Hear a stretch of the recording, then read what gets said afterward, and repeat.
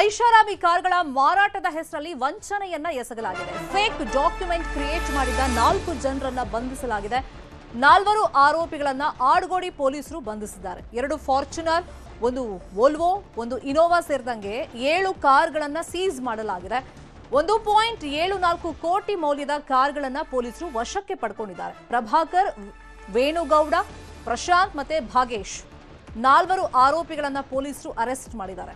ಅಂದ್ರೆ ಇವ್ರ ಪ್ಲಾನ್ ಏನು ಅಂದ್ರೆ ಕಾರ್ ಬ್ರೋಕರ್ಸ್ ತರ ಹೋಗೋದು. ಆ ನೆಪದಲ್ಲಿ ಇವರು ವಂಚನೆಯನ್ನ ಮಾಡ್ತಾ ಇದ್ರಂತೆ.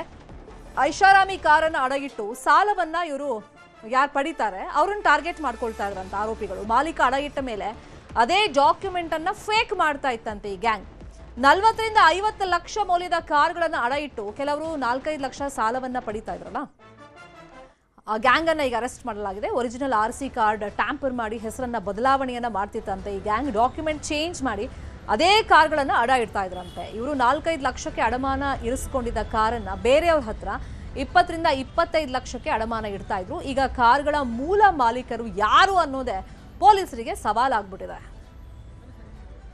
ಇದೇ ವಿಷಯವಾಗಿ ಇನ್ನಷ್ಟು ಡೀಟೇಲ್ ಆಗಿ ಇನ್ಫಾರ್ಮೇಶನ್ ಕೊಡ್ತಾ ಹೋಗೋದಕ್ಕೆ ಫೋನ್ ಸಂಪರ್ಕದಲ್ಲಿ ಕನೆಕ್ಟ್ ಆಗಿದ್ದಾರೆ ನಮ್ಮ ರಿಪೋರ್ಟರ್ ಗಂಗಾಧರ್ ವಾಗಟ.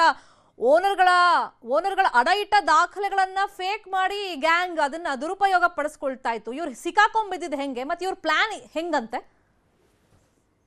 ಸ್ಮಿತಾ ಶೆಟ್ಟಿ, ಪ್ರಮುಖವಾಗಿ ಅಂದ್ರೆ ಇವರು MO ಏನಂತಂದ್ರೆ ಯಾರೇ ಕೂಡ ಒಂದು ಗೊತ್ತಿಲ್ಲದಂತವ್ರು ಒಂದು ವೆಹಿಕಲ್ಸ್ ಅನ್ನ ನಾವು ಇಟ್ಕೊಂಡು ಒಂದಷ್ಟು ಅಮೌಂಟ್ ಅನ್ನ ಕೊಡ್ತೀವಿ, ನೀವು ಅದನ್ನ ಒಂದಷ್ಟು ಬಡ್ಡಿ ಹಣ ಕೊಟ್ಟ ಮೇಲೆ ನಿಮಗೆ ಕಾರ್ಗಳನ್ನ ರಿಟರ್ನ್ ಮಾಡ್ತೀವಿ ಅಂತ ಹೇಳಿ ಆ ಒಂದು ಗ್ರೂಪ್ ಮಾಡ್ಕೊಂಡು ಆನ್ಲೈನ್ ಅಲ್ಲಿ ಒಂದು ಸೆಟಪ್ ಮಾಡ್ಕೊಂಡಿರುವಂತ ಈ ಒಂದು ವಿಚಾರ ಏನಿದೆ ಅದು ಸಂಬಂಧಪಟ್ಟಂತೆ ಕೆಲವರು ಏನ್ ಮಾಡಿದ್ದಾರೆ, ಆನ್ಲೈನ್ ನಲ್ಲಿ ಒಂದು ಆಪ್ ಅನ್ನ ನೋಡಿ ಅವರ ಹತ್ರ ಬಂದು ಇವರು ಕಾರ್ಗಳನ್ನ ಐಷಾರಾಮಿ ಕಾರ್ಗಳನ್ನ ಅಡಮಾನ ಇಟ್ಟು ಇವರು ಸ್ವಲ್ಪ ಹಣ ಮಾತ್ರ ತೆಗೆದುಕೊಂಡು ಹೋಗ್ತಾ ಇದ್ರು. ಆದ್ರೆ ಇವ್ರು ಏನ್ ಮಾಡ್ತಾ ಇದ್ರು ಅಂತಂದ್ರೆ ಅದೇ ಕಾರ್ಗಳನ್ನ ಸುಮಾರು 3-4 ಮಂದಿಗೆ ಇದೇ ರೀತಿಯಾಗಿ ಅಡಮಾನ ಇಡೋದು, ಮತ್ತೆ ಅವ್ರ ಹತ್ರ ದುಡ್ಡು ತಗೊಳ್ಳೋದು, ಮತ್ತೆ ಮತ್ತೊಬ್ಬರ ಹತ್ರ ಅಡಮಾನ ಇಡೋದು, ಅವ್ರ ಹತ್ರ ದುಡ್ಡು ತಗೊಳ್ಳೋದು, ಈ ರೀತಿ ಮಾಡಿ ಸುಮಾರು ಅಂದ್ರೆ ಆ ಮೂಲ ಮಾಲೀಕರು ಯಾರು ಅನ್ನೋದೇ ಈಗ ಪೊಲೀಸರಿಗೆ ಕನ್ಫ್ಯೂಸ್ ಆಗಿರುವಂತದ್ದು. ಸದ್ಯಕ್ಕೆ ಈಗ ಆಡ್ಗೋಡಿ ಪೊಲೀಸ್ ಠಾಣೆಯಲ್ಲಿ ಒಂದು ಕಂಪ್ಲೇಂಟ್ ಆಗಿತ್ತು. ಒಬ್ರು ಫಾರ್ಚುನರ್ ಕಾರ್ ಈ ತರ ನಮ್ಗೆ ಚೀಟಿಂಗ್ ಮಾಡಿದ್ದಾರೆ, ಫೇಕ್ ಡಾಕ್ಯುಮೆಂಟ್ ಕ್ರಿಯೇಟ್ ಮಾಡಿ ನಮ್ಗೆ ವಂಚನೆ ಮಾಡಿದ್ದಾರೆ ಅಂತ ಹೇಳಿ ಒಂದು ಕಂಪ್ಲೇಂಟ್ ಆಗಿತ್ತು. ಅನಂತರ ಆ ಪ್ರಕರಣವನ್ನ ಬೆನ್ನತ್ತಿದಂತ ಪೊಲೀಸರಿಗೆ ಅವ್ರಿಗೆ ಶಾಕ್ ಆಗಿತ್ತು.